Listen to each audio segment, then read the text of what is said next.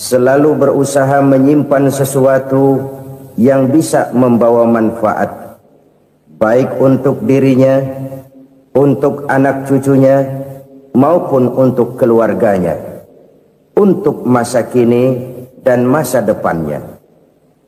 Kadang simpanan itu berbentuk uang, kadang berupa tanah, lain saat berbentuk pabrik, dan lain sebagainya.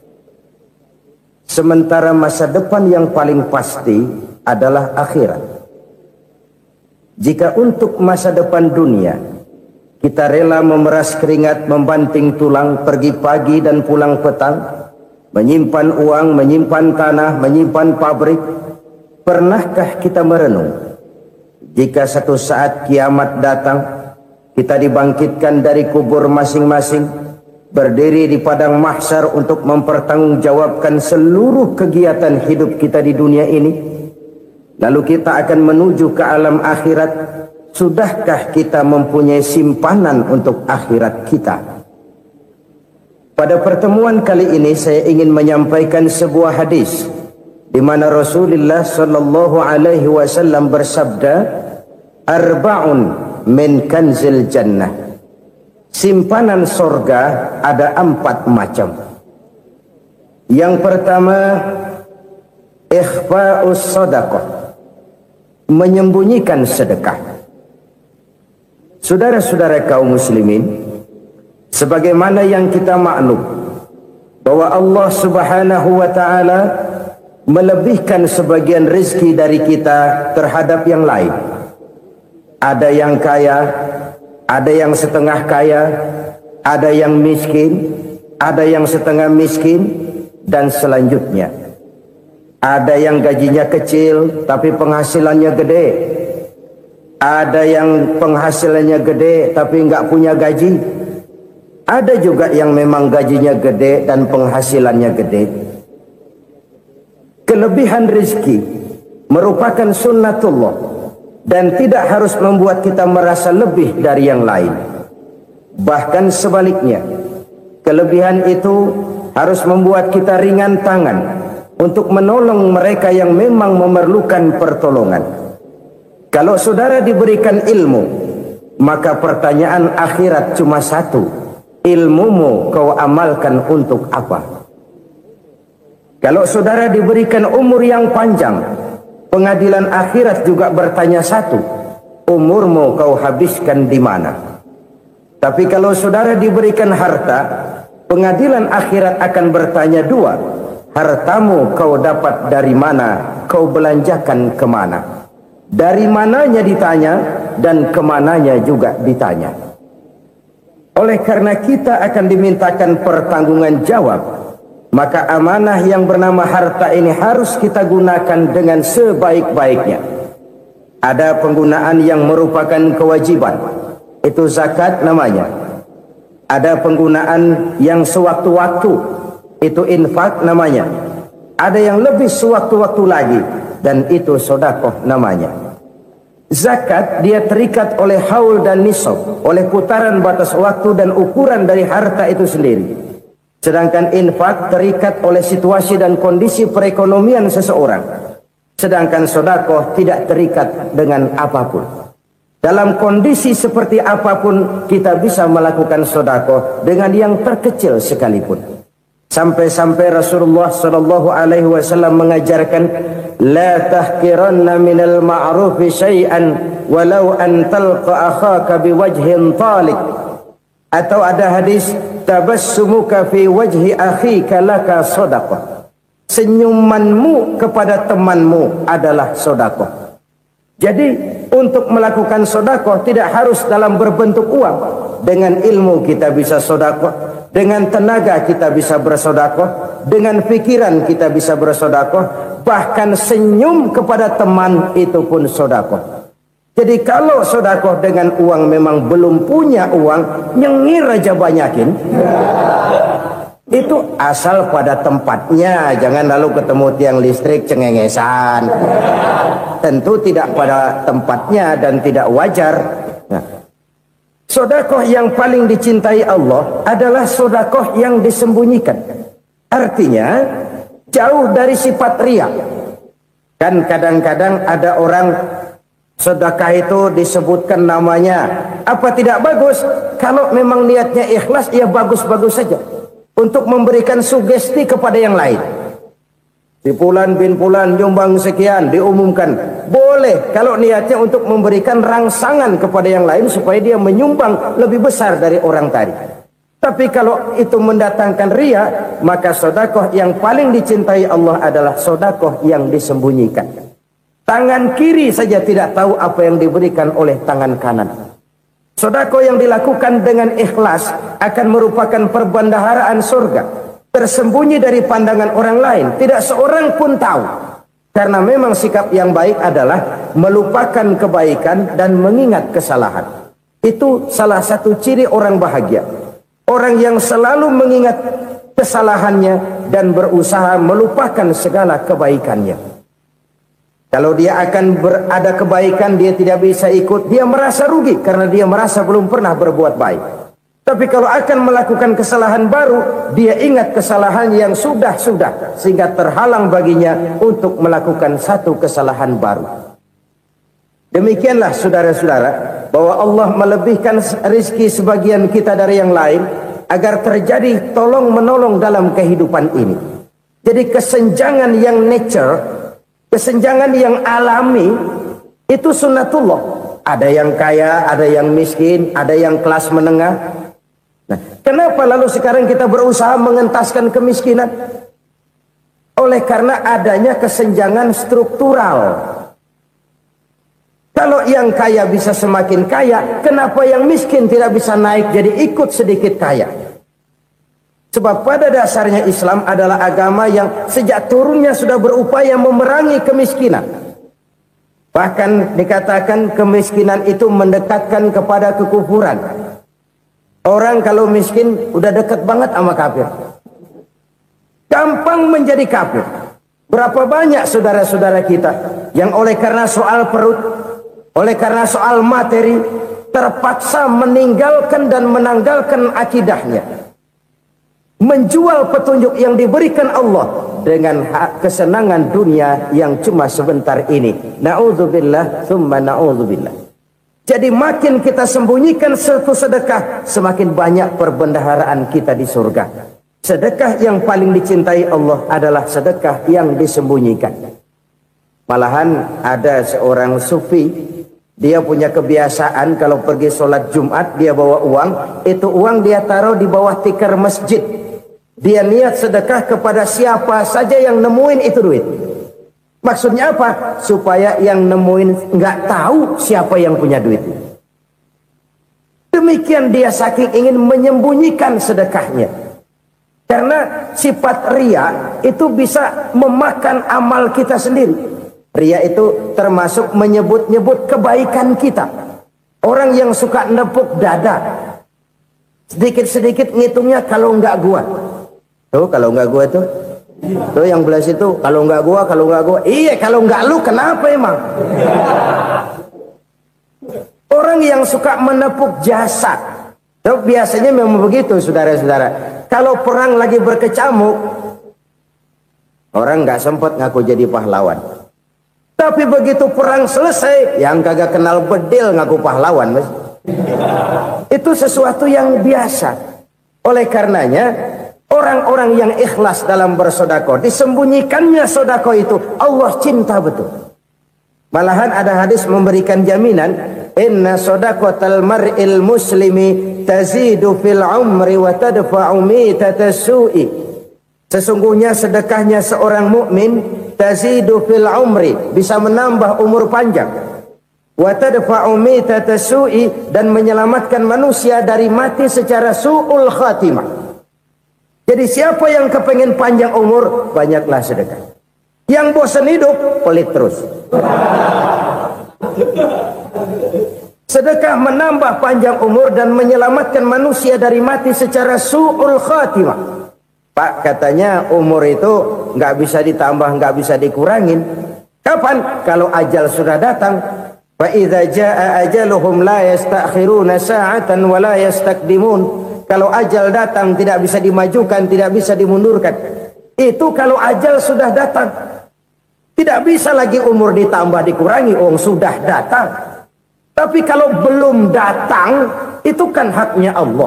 Mau ditambah, mau dikurangi, hak prerogatif Allah. Sebagai pencipta manusia, Allah maha kuasa dan maha mampu. Sedekah ini menambah panjang umur dan menyelamatkan manusia dari mati secara su'ul khatimah. Itu orang mati kan sama ya, kondisinya mati, nggak nafas. Tapi hakikat mati kan lain-lain. Ada yang mati itu husnul khatimah, baik akhirnya.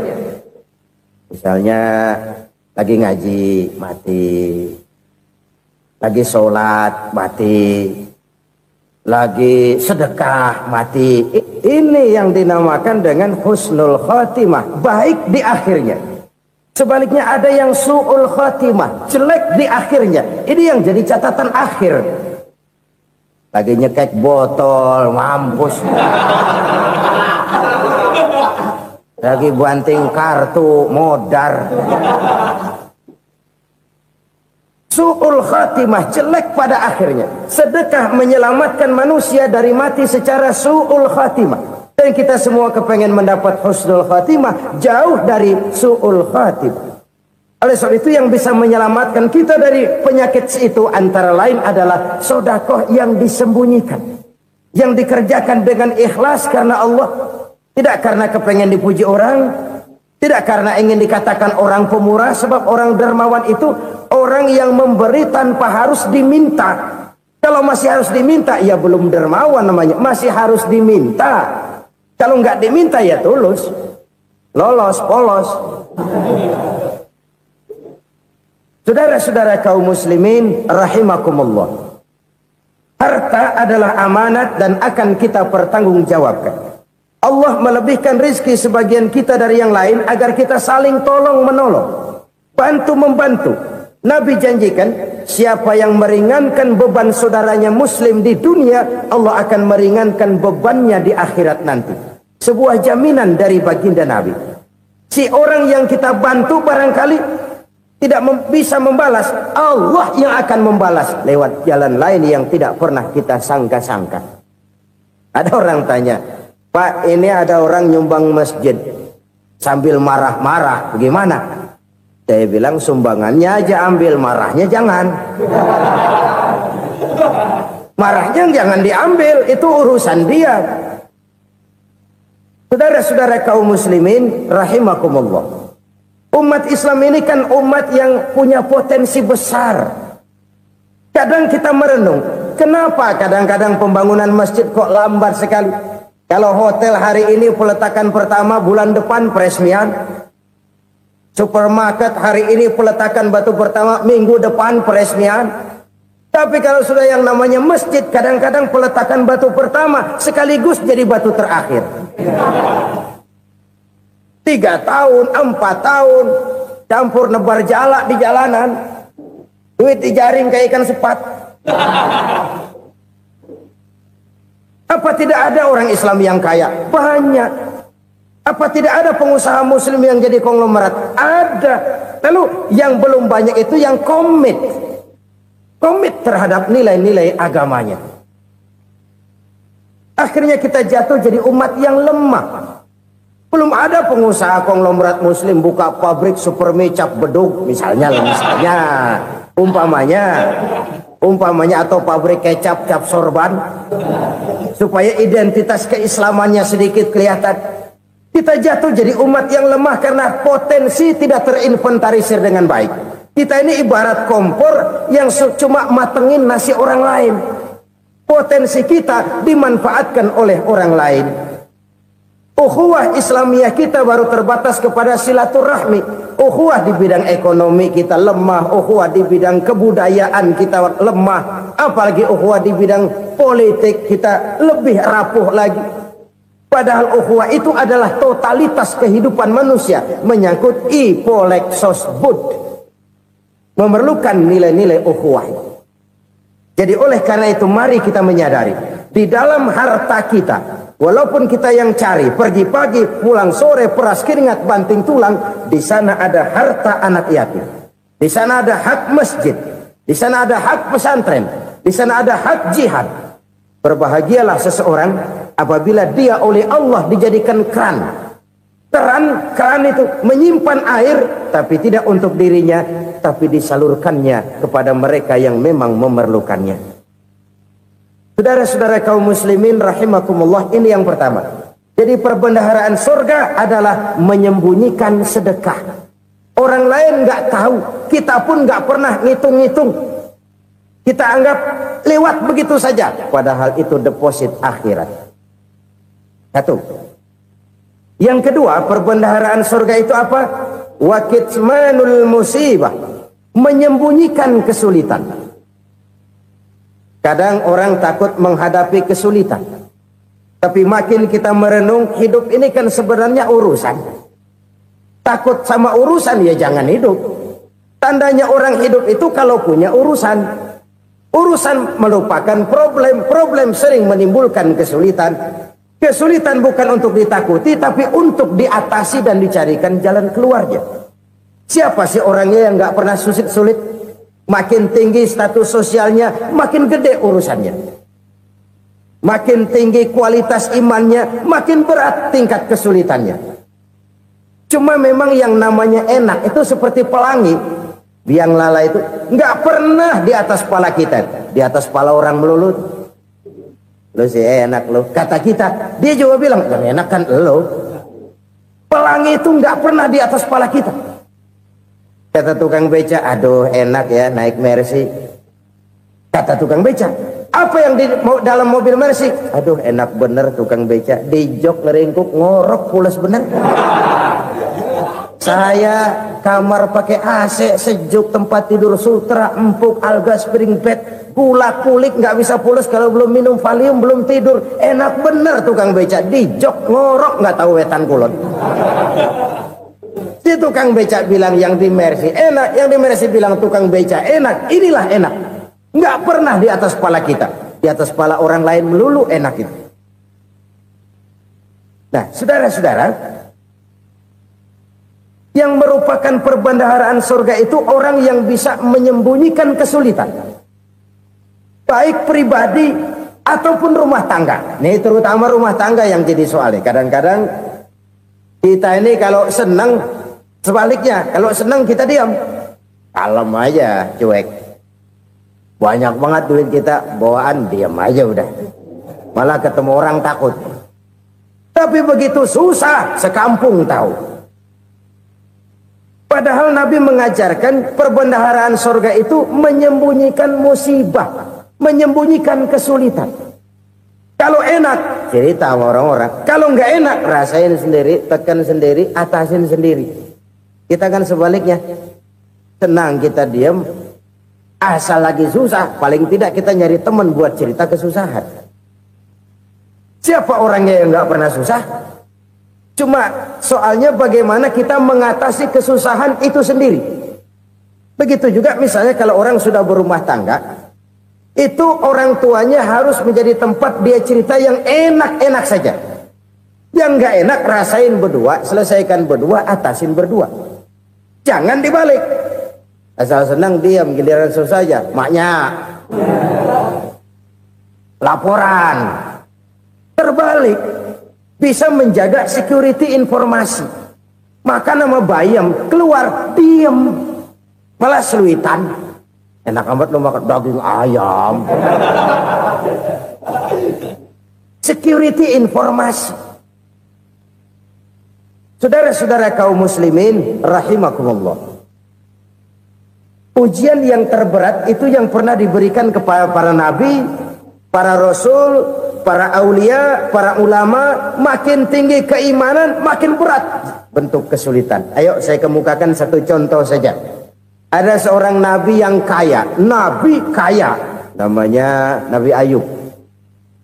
Iblis kalau orang begini kan keki, ibadahnya rajin, kaya. Nih yang kayak begini susah digodain. Kalau ibadahnya rajin, miskin, kali bisa disogok. Sini imannya mantap, ibadahnya rajin, kaya, nabi lagi. Oh, tapi namanya iblis, nggak kurang akal. Laporan, Tuhan, kenapa Les? Ya ini bahasa saya, bahasa Qurannya sih nggak gitu. Itu hambamu yang namanya Ayub, dia rajin ibadah cuma karena dikasih kaya aja. Coba kasih miskin dia, berhenti dia sembahyang. Ah, kamu bisa aja. Saya tahu Ayub itu hambaku yang ikhlas. Saya buktiin Tuhan, silahkan. Dibuktiinlah, iblis turun ke alam ini. Yang mula-mula dia lakukan, dia rusak sawah ladang Nabi Ayub. Dia binasakan binatang ternak Nabi Ayub. Sehingga dalam waktu singkat, jatuhlah Nabi Ayub dari orang paling kaya jadi orang paling miskin. Beliau masih ibadah di mihrab dalam masjid. Datang iblis. Saudara Ayub, ya, lagi ngapain? Ibadah. Nyembah Allah, nyembah Allah. Oh, percuma. Kenapa? Tuhan yang ente sembah nih, dia udah bikin miskin ente. Sawah ladang ente hancur lebur, binatang ternak binasa. Sekarang ente jadi orang paling miskin. Ngapain nyembah Tuhan kayak begitu? Tekor.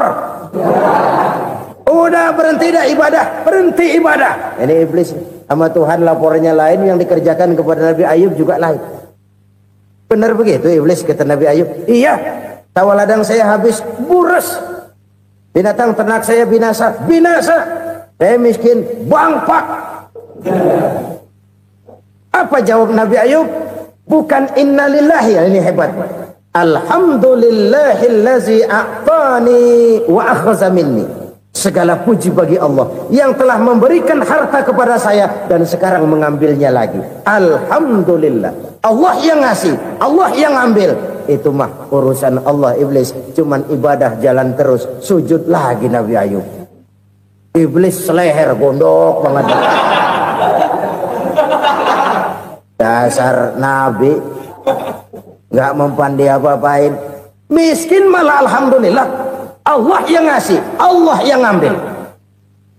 Jadi kalau kita tidak komit, kita tidak terikat kepada kaya, miskin, senang, susah, apa yang bisa bikin kita susah? Jadikan kekayaan, kemiskinan, jadikan senang, susah sebagai anak buah yang bisa kita atur. Jangan kekayaan ngatur kita, jangan kemiskinan ngatur kita. Kita yang harus mengatur mereka. Senang, susah, kaya, miskin, bahagia, sengsara, jadikan itu anak buah yang bisa kita atur. Kalau sekarang kita kaya, lain saat boleh jadi kita miskin, semiskin-miskinnya. Allah yang ngasih, Allah yang ambil. Tenaga mana yang bisa menghalangi? Ibadah jalan terus. Iblis makin gondok. Dasar Nabi loh. Akhirnya apa? Nabi Ayub dikerjain, diberikan penyakit. Demikian fatal penyakitnya. Bayangin, udah miskin sakit. Masya Allah. Miskin sakit. Sakitnya nggak lama, kira-kira 16 tahun. Istrinya 3, 2 mental minta ceraiin. Ngerawatin laki bengek begini. Senang belum tentu, susah udah pasti nih. Cerai aja, cerai dah. Cerai. Tinggal satu Siti Rahmah yang setia menemani beliau. Sesetia-setianya hati perempuan. Satu saat Siti Rahmah bilang, "Bang, iya, abang kan Nabi bang. Lalu namanya Nabi kan doanya jarang meleset bang. Maksud kamu minta kenapa sih sama Tuhan biar abang sembuh baik dah bang?" Siti Rahmah, iya. Saya sakit berapa tahun sih dah? 16 tahun bang. Sebelum ini saya sehat berapa tahun? Ya kira-kira 60 tahun bang. Nah coba ente banding-bandingin Rahmah. Saya dikasih sehat 60 tahun. Dikasih sakit 16 tahun. Sudah nggak sabar mau doa kepada Allah minta sembuh. Saya malu kepada Allah. Diuji dengan yang luar biasa seperti ini, tidak mengganggu stabilitas kehambaannya. Dia tetap menghamba kepada Allah Subhanahu wa ta'ala. Saudara-saudara kaum muslimin rahimakumullah. Kunci menghadapi kesulitan itu apa? Allah jelaskan dalam satu ayat, wa basyiris sabirin alladzina iza asabathum musibah qalu inna lillahi wa inna ilaihi raji'un. Gembirakan orang-orang yang sabar Siapa mereka itu? Yang apabila mendapat musibah mereka kembali kepada keyakinan dasar, segalanya dari Allah dan segalanya akan kembali kepada Allah. Ini konsepsi dasar dari sikap muslim dalam menghadapi berbagai kesulitan. Segalanya dari Allah, segalanya akan kembali kepada Allah. Kalau ini sudah kondisi dasarnya, maka kita akan lapang menghadapi kenyataan bagaimanapun pahitnya. Apakah itu namanya miskin, apakah itu namanya sakit, bahkan maut sekalipun. Maut sekalipun. Segalanya dari Allah, segalanya akan kembali kepada Allah. Ini sikap hidup, bukan sekedar ucapan. Kita kadang-kadang menjadikannya sebagai ucapan. Mulutnya sehingga berhenti, innalillahi wa inna ilaihi rajiun, tapi nangisnya terus gerung-gerungan. Bukan itu, ini kesadaran moral. Kalau segalanya dari Allah, segalanya kembali kepada Allah, kan sebenarnya cuma nunggu giliran. Hari ini saya nyembayangin dia, entah hari apa saya disembayangin orang. Hari ini saya antar dia ke kubur, entah hari apa orang nganterin saya ke kubur. Hari ini saya tahlilkan dia, entah nanti kapan orang tahlilkan saya. Segalanya dari Allah, segalanya akan kembali juga kepada Allah. Oleh sebab itu saudara-saudara, kesulitan bukan untuk ditakuti. Kesulitan justru untuk diatasi, dicarikan jalan keluarnya. Dan tidak ada orang yang tidak pernah mendapat kesulitan. Tidak ada. Semakin tinggi status sosial, semakin tinggi kualitas keimanan, semakin besar juga tingkat kesulitan. Hanya saja bagaimana cara kita mengatasinya. Dan Al-Quran menyatakan, inna ma'al usri yusra. Di balik kesulitan itu pasti ada kemudahan. Roda itu berputar. Karena itu Rasulullah Sallallahu Alaihi Wasallam mengingatkan kepada kita, ta'arraf ilallahi firraha ya'rifka fisyiddah. Ingatlah kepada Allah di waktu kamu senang, supaya Allah ingat kepada kamu di waktu kamu susah. Kalau waktu senang kita ingat kepada Allah, kita susah, Allah tidak akan meninggalkan kita. Tapi kalau waktu senang kita jauh dari Allah, sujud tidak sempat, dengan masjid jauh, ketika senang kita lupakan Allah. Nanti begitu kita susah, Allah lupakan kita. Dan itu menyakitkan. Oleh karena itu orang-orang tua kita dulu bilang, kalau lagi sehat ingat-ingat, lu bakal sakit nanti. Kalau lagi kaya ingat-ingat, satu saat kita bakal jatuh miskin. Bahkan kalau lagi muda ingat-ingat kita bakal tua. Dan yang terpenting, kalau lagi hidup ingat-ingat kita bakal mati.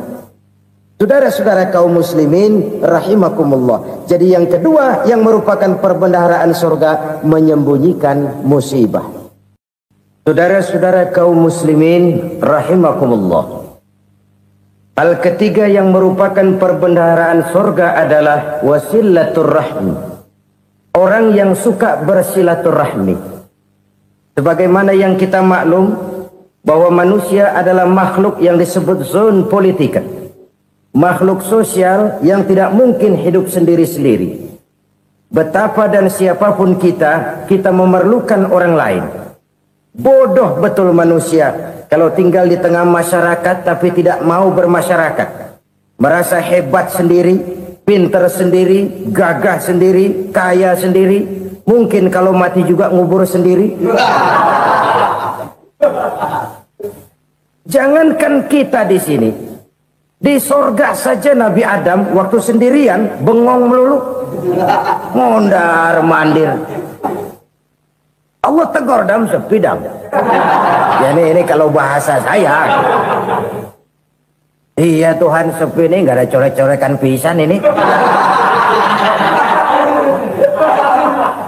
Diciptakan Siti Hawa baru anteng Nabi Adam.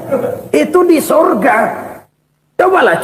Umpamanya saudara tinggal di Jakarta nih. Kayak bener. Apaan aja di Jakarta punya saudara dah. Jembatan Semanggi ambil. Monas buntel bawa pulang. Hotel-hotel ambil semua.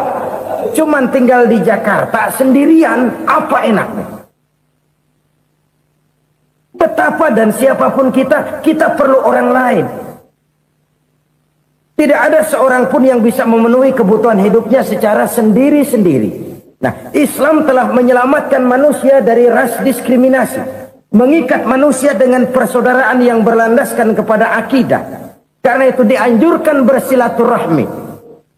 Bahkan Nabi menyatakan, man arada ayyubsata lahu fi rizqihi wa yunsa'a fi atharihi falyasil rahimah. Siapa yang kepengen diluaskan rezekinya dan dipanjangkan usianya, banyaklah ia bersilaturahmi. Siapa yang kepengen dimudahkan rezekinya, hendaknya ia banyak bersilaturahmi. Kalau banyak teman, kesulitan kan paling tidak ada tempat cerita. Udah susah, sendirian kita pikirin diri, nggak ada tempat tukar pikiran. Cepet banget sama bengek. Dilawan sendiri. Nah, secara makro kita bisa berkata, tidak mungkin ada kemenangan kalau tidak ada kekuatan. Tidak ada kekuatan kalau tidak ada kesatuan dan persatuan. Tidak mungkin ada kesatuan dan persatuan tanpa semangat silaturahmi. Kalau umat Islam mau menang, dia harus kuat. Kalau umat Islam mau kuat, dia harus bersatu. Kalau umat Islam mau bersatu, dia harus membudayakan silaturahmi ini. Bahkan sampai-sampai kata Nabi, kalau bisa cari nilai tambah. Apa? Silman qata'ak. Bersilaturahmilah kau kepada orang yang marah denganmu. Masya Allah, indahnya ajaran agama kita. Orang yang marah pun kepada kita, kata Nabi, kalau bisa bersilaturahmilah kepadanya, kepada orang yang marah itu. Di situ nilai tambah. Cuman jujur nih hadis, ngucapinnya gampang, ngamalinnya yang berat banget. Orang marah sama kita, kita disuruh silaturahmi. Ada apa malu? Lu marah, ada gue marahan lagi. Gue pikirin. Saudara-saudara kaum muslimin rahimakumullah. Tapi ini yang diajarkan, bahkan ini yang dicontohkan oleh baginda Rasul. Bagaimana begitu mudah, misalnya satu saat Abu Jahal ini ngatur strategi bagaimana bikin Muhammad celaka. Dia gali lubang di depan tempat tidurnya. Dia tutupin daun korma. Terus dia panggil seseorang, ke sini. Kasih tahu Muhammad, pamannya sakit keras, minta ditengokin. Berangkat orang ini ke sana. Muhammad, labbaik. Pamanmu sakit keras, dia minta ditengokin. Baik, saya akan datang menjenguk beliau. Berangkatlah Nabi ke rumah Abu Jahal tanpa prasangka apapun. Abu Jahal udah pasang setil, selimut 3 rangkap setengah dipakai, persis kayak orang meriang. Tapi sembari ngintip dari balik selimut, begitu Muhammad buka pintu, nah masuk perangkap nih. Muhammad jalan menuju tempat pembaringan. Makin lama makin dekat, makin lama makin dekat, makin dekat ke lubang yang dipasang oleh Abu Jahal itu. Dalam hati Abu Jahal, terus dah jatuh, mampus dah lo ini. Mampus lo hari ini nih. Apa yang terjadi? Malaikat Jibril datang. Muhammad, pamanmu cuma pura-pura sakit. Di depan tempat tidurnya ada lubang perangkap supaya kamu jatuh ke situ. Sudah, kamu pulang. Balik kanan Nabi. Sudah hampir jatuh ke lubang, balik kanan, pulang. Bayangin kecewanya Abu Jahal. Muhammad dikit lagi, Muhammad dikit lagi. Enggak, paman, saya pulang aja. Emosi bangun dari tempat tidur, enggak sadar kalau lagi pura-pura sakit. Lompat ngejar Nabi, dia lupa dengan lubang yang dia gali. Usrak, nyemplung sendiri ke dalam lubang.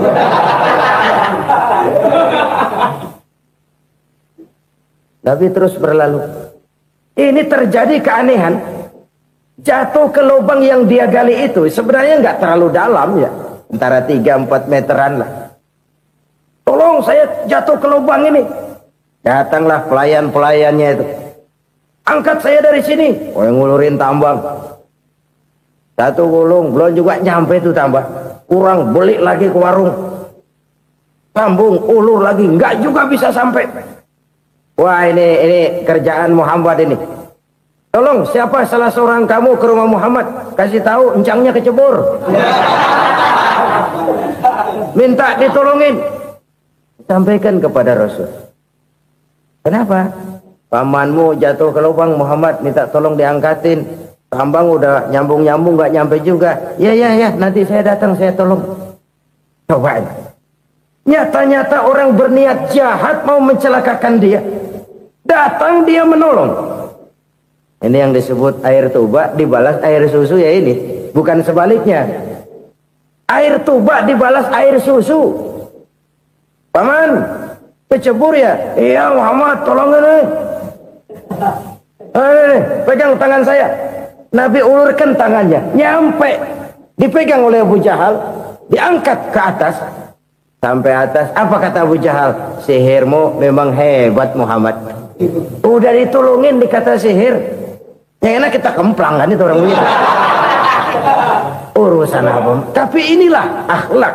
Kalau bisa kamu bersilaturahmilah dengan orang yang marah kepadamu sekalipun. Orang marah kita tetap baik. So, kalau kita berbuat baik sama orang yang memang baik, rasanya sih biasa-biasa aja. Orang baik kita baik lagi, ya draw aja, belum ada nilai tambah di situ. Baru ada nilai tambah kalau kita bisa berbuat baik kepada orang yang nyakitin kita.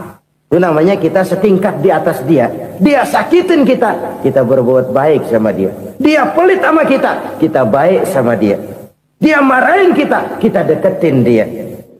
Di situ kita punya nilai tambah. Jadi siapa yang ingin diluaskan rezekinya kata Nabi dan dipanjangkan umurnya, hendaklah ia banyak-banyak bersilaturahmi. Sederhana sebenarnya silaturahmi. Tapi silaturahmi membangkitkan semangat kesatuan dan persatuan. Kesatuan dan persatuan melahirkan kekuatan. Dalam matematika, 1 ditambah 1 pasti 2. Tapi di tengah masyarakat, 1 orang takut ditambah 1 orang takut, hasilnya jadi 2 orang setengah berani. Kenapa setengah berani? Karena udah berdua. Tadi pan takut sendirian. Kalau dia kumpul turu-turu takutlah jadi berani. Kita yang lemah, kita yang tidak berdaya, kita yang miskin, kalau mau kompak bersatu, apa yang nggak bisa kita kerjain? Apalagi tinggal di kota besar, pilihan cuma 2, bertahan atau minggir. Bertahan atau minggir. Untuk bisa bertahan harus mampu bersaing. Untuk mampu bersaing harus punya keahlian. Keahlian harus ditunjang dengan pendidikan. Ditambah oleh kekompakan sebagai umat. Udah miskin mencar mulu, orang injak kita. Orang nggak pandang urusan apa malu. Oleh karena itu silaturahmi pada hakikatnya merupakan roh dari ukhuwah yang diajarkan oleh agama kita. Bagaimana Islam menyelamatkan masyarakat manusia dari ras diskriminasi, mengikat manusia, dan tidak ada persaudaraan yang lebih indah selain persaudaraan yang diikat dengan nilai-nilai akidah. Sepanjang orang di jalan Allah, itulah saudara kita. Keluar dia dari jalan Allah, selesailah persaudaraan sampai di situ. Karena itu, kalau ingin menyimpan sesuatu di surga, banyaklah bersilaturahmi. Datang ke rumah ini, datang ke rumah itu, dan lain sebagainya. Itu simpanan kita di akhirat nanti. Ini yang ketiga. Saudara-saudara, yang keempat, perbendaharaan surga itu apa? Wa qawlu la hawla wa la quwwata illa billah. Ucapan la haula wa la quwwata illa billah. Ibadah kan ada yang berat, modalnya besar. Bangun masjid berat, modalnya besar. Bangun rumah sakit berat, modalnya besar. Ada ibadah yang berat tapi modalnya ringan. Misalnya puasa. Puasa itu berat, mengendalikan nafsu. Kalau sekedar nggak makan nggak minum sih enteng, mengendalikan nafsu itu jihad terbesar. Tapi kan modalnya ringan, cuma niat saja. Ini ibadah berat, modalnya ringan. Ada ibadah yang ringan, modalnya juga enteng. Seperti termasuk ucapan la haula wa la quwwata illa billah. Tanpa sadar, la haula wa la quwwata illa billah, nyelengin tuh di surga. Nyelengin, kita nggak terasa, nyelengin simpenan akhirat. La haula wa la quwwata illa billah, nyimpan lagi. Kaget, la haula wa la quwwata illa billah, nyimpan lagi. Banyak simpenan. Walaupun sebenarnya yang dimaksud di sini adalah kesadaran batin bahwa tidak ada daya dan kekuatan kecuali Allah. Itu intinya. Kita memulai pekerjaan disunahkan baca bismillah, kan begitu. Apa itu? Kesadaran moral. Bahwa ini saya bisa kerjakan. Saya kerjakan ini dengan menyebut nama Allah. Kenapa? Kalau Allah tidak memberikan daya dan kekuatan, mana mampu saya kerjakan ini. Maka saya kerjakan ini dengan menyebut nama Allah. Bismillah. Kesadaran moral. Manusia hanya wajib berusaha, tapi nggak pernah wajib berhasil. Banyak hal-hal yang kalau kita renungkan secara rasio nggak mungkin. Tapi jadi kenyataan. La haula wa la quwata illa billah. Tidak ada daya dan kekuatan kecuali bagi Allah semata-mata. Kesadaran moral akan kelemahan dan keterbatasan makhluk bernama manusia. Kadang kita kagum dengan otak, tapi kita sering lupa sama yang bikin otak. Padahal bagaimanapun hebatnya otak, yang bikin otak pasti lebih hebat dari otak. Nggak percaya? Silahkan otak-otakan. Inilah kecenderungan. Kita kagum dengan pesawat-pesawat mutakhir, bukan main besi gede banget terbang itu. Alangkah hebatnya. Lalu apa yang bikin otak tidak lebih hebat dari itu semua? Kita puji laut. Apa yang bikin laut tidak lebih hebat dari laut itu? La haula wa la quwata illa billah. Tidak ada daya dan kekuatan kecuali Allah. Apa yang bisa kita lakukan kalau tidak karena daya dan kemampuan yang diberikan oleh Allah kepada kita? Lahirlah sikap tawadu, rendah hati, tidak melonjak menjadi angkuh dan sombong, sadar akan kelemahan dan keterbatasan diri sebagai makhluk yang diciptakan oleh Allah Subhanahu wa taala. Jadi satu sisi ini ucapan yang berpahala, la haula, jadi wiridan. Pada sisi lain ini kesadaran moral, sikap mental, kesadaran batin bahwa yang punya daya dan kekuatan itu cuma Allah. Kita nggak pantas untuk sombong, sebab sombong itu pakaiannya Allah. Kita nggak sedang pakai pakaian Allah, kegedean. Dan makin kita renungi, makin terbentur. Apa sih yang bisa kita sombongin? Kita mau sombong apa? Kaya, pintar, itu kan semua relatif. Di atas langit masih ada langit lagi.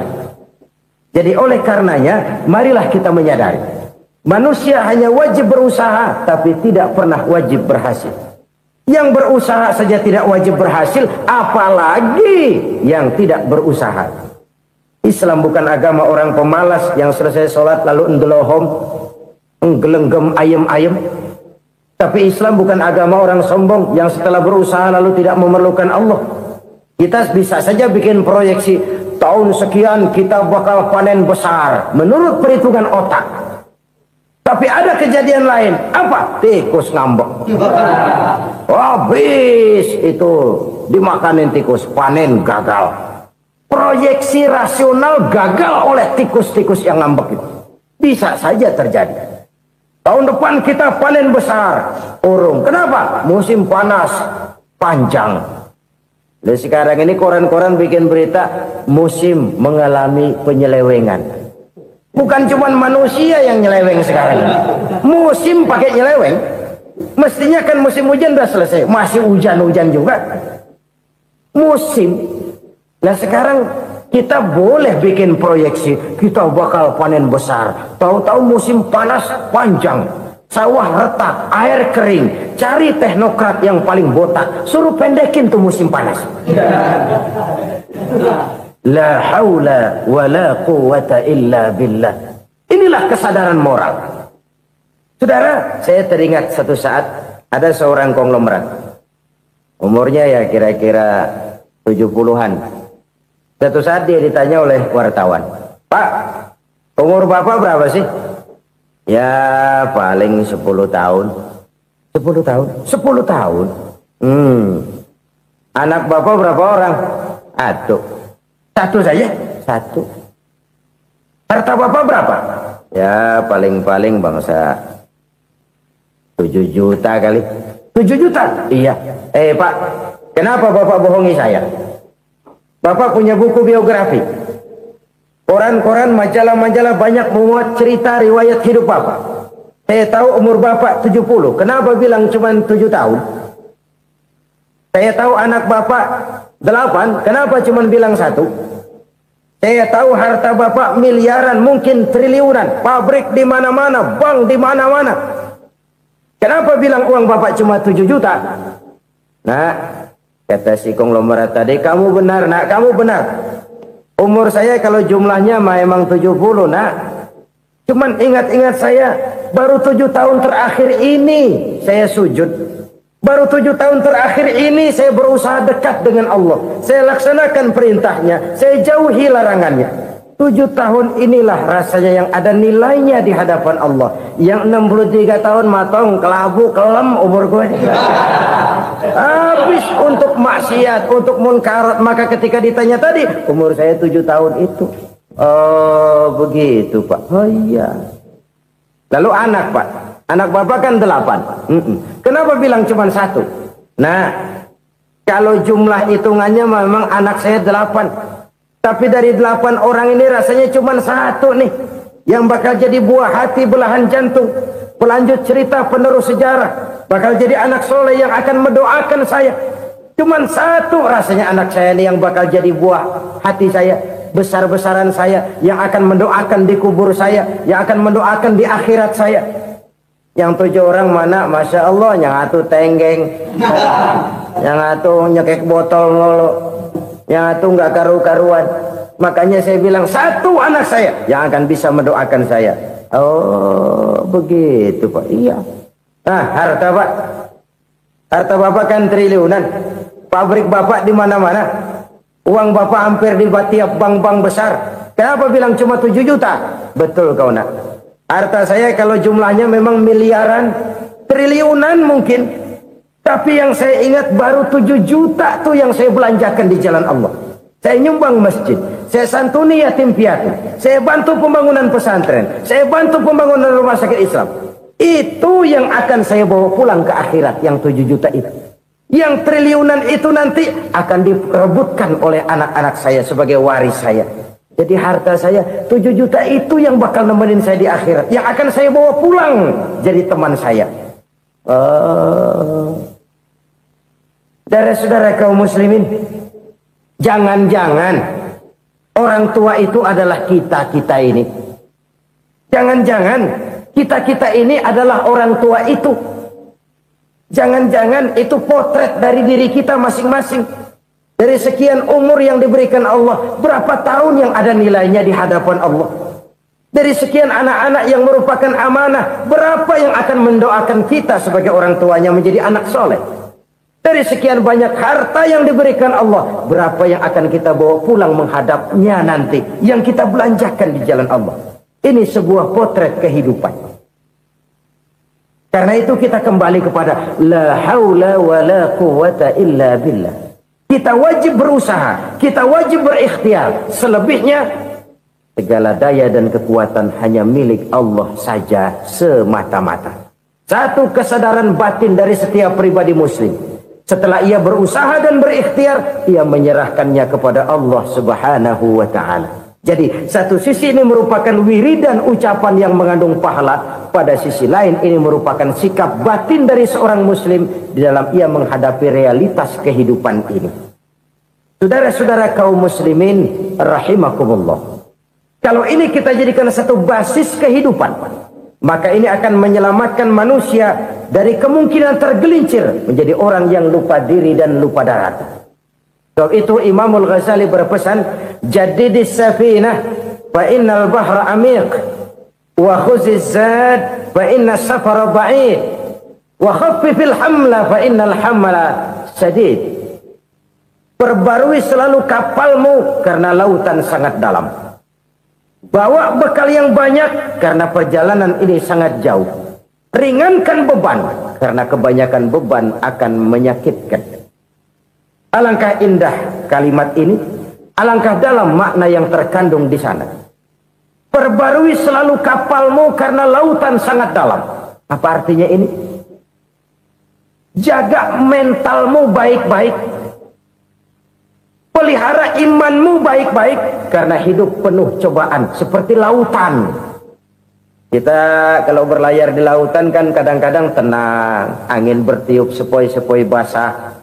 Jika malam datang bintang gemintang bertabur menghias cakrawala. Rembulan memantulkan sinarnya dengan indah.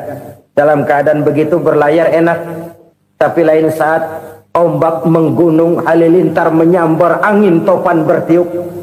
Berapa banyak sudah saudara-saudara kita yang tenggelam di lautan dunia tanpa sadar bahwa dia belum sampai kepada pantai yang akan dituju. Berapa banyak sudah saudara-saudara kita yang tenggelam di lautan dunia ini tanpa sempat bangkit lagi. Dia menyangka sudah sampai kepada tujuannya. Hati-hati kapal jangan sampai bocor karena lautan sangat dalam. Iman ini jaga baik-baik karena hidup penuh dengan ujian. Wa khuzizat fa inna safara ba'id. Bawa bekal yang banyak karena perjalanan sangat jauh. Saudara mau ke Bandung, bawa duit. Saudara mau ke Surabaya, banyakan lagi duitnya. Saudara mau ke Mekah, gepokan, iketan tuh duit nggak lembaran lagi. Makin jauh perjalanan, makin banyak bekal yang harus kita bawa. Kalau saudara dari Jakarta mau ke Surabaya, kagak bawa duit berangkat juga, itu sih bukan berani namanya, nekat. Sampai Surabaya belum tentu, sengsara di jalan udah pasti. Kenapa? Nggak bawa bekal berangkat. Sama juga kita nih, misalnya belum sempat sembahyang, mati. Waduh, berani banget orang. Belum punya bekal, mati. Sengsara di jalan.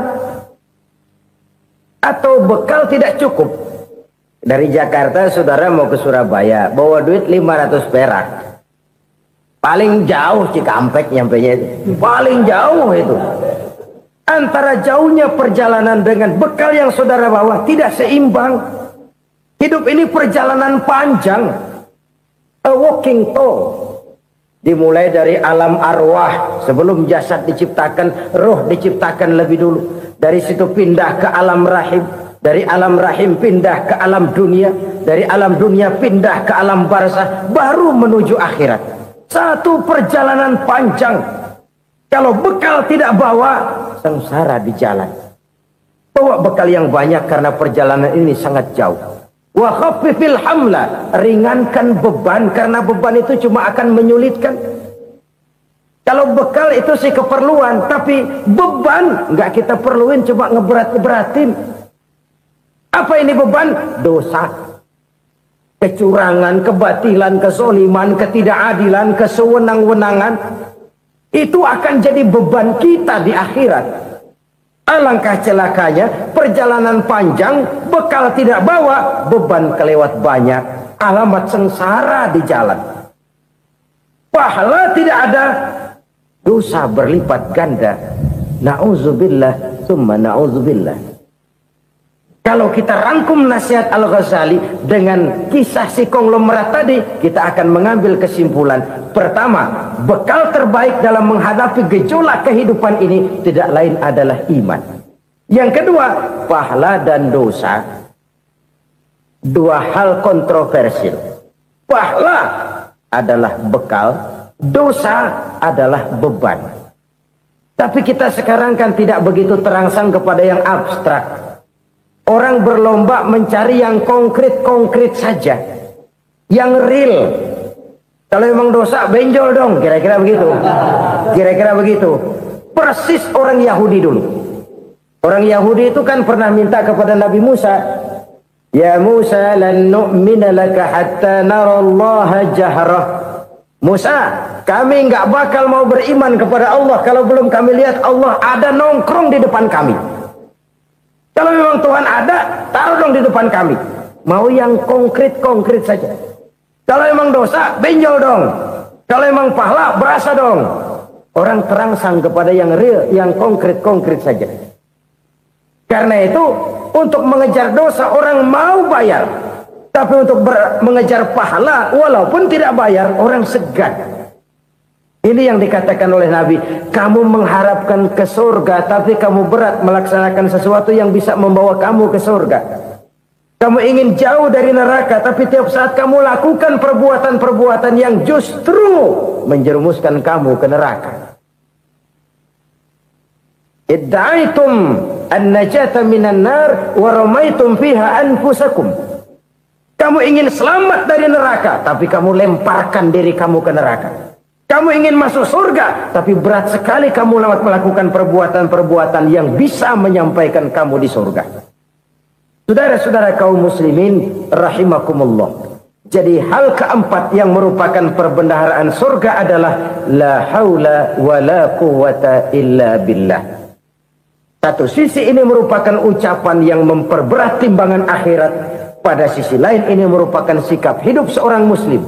Kesadaran batin yang sangat dalam bahwa tidak ada daya dan kekuatan kecuali Allah. Dan itu kita simbolkan pada saat memulai pekerjaan dengan Bismillah, dengan menyebut nama Allah. Satu kesadaran moral, saya hanya bisa melakukan ini karena diberikan daya dan kekuatan oleh Allah. Lahirlah sikap tawadu, rendah hati, tidak melonjak menjadi angkuh dan sombong. Saudara-saudara, sampai sini dulu jumpa kita kali ini. Semoga 4 perbendaharaan surga ini dapat kita lakukan, yang kelak akan merupakan bekal kita di kemudian hari nanti. Amin ya rabbal alamin. Terima kasih atas segala perhatian. Mohon maaf atas segala kekurangan. Usikum wa iyaya bitaqwallah. Wassalamualaikum warahmatullahi wabarakatuh. Waalaikumsalam.